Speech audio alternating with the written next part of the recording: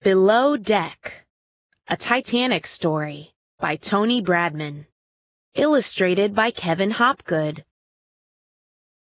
Chapter 1. The Titanic was the biggest thing Grace had ever seen in her life. She stood by the harbor with her Auntie Nora, the two of them looking up at it.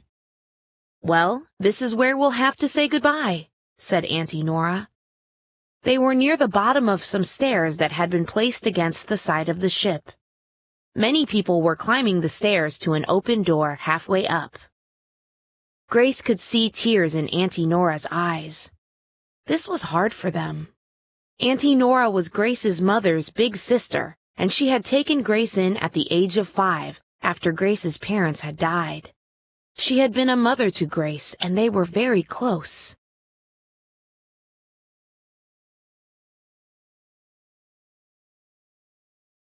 Auntie Nora was always worrying about Grace's future.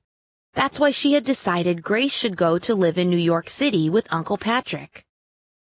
"Things are much better over in America than here in old Ireland," Auntie Nora had said. "There are certainly more jobs.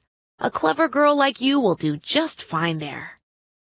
Grace had argued, of course. The thought of being sent to a different country far away from Auntie Nora was terrifying. But Auntie Nora wouldn't change her mind. She had written to Uncle Patrick, and he'd written back to say it was a grand idea. So here they were, a week later, in a place called Queenstown. They had come by train from Dublin so that Grace could board the ship that would take her away forever.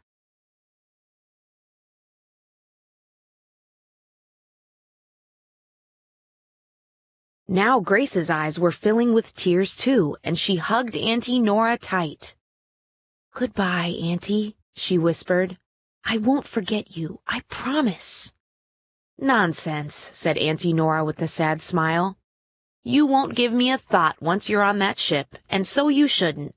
It's a wonder, all right." "I don't care how amazing it is," said Grace. "I'll be thinking about you."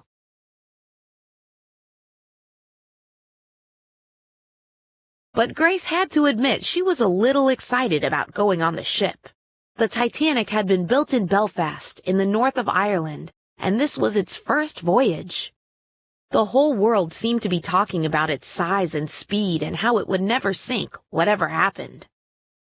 "Ah, Grace, you're a sweet girl," said Auntie Nora, kissing her. "You're too nice for your own good sometimes. Just take care of yourself." They parted at last, and Grace went up the stairs with everybody else. She turned at the top and waved to Auntie Nora in the crowd far below. Then she boarded the enormous ship.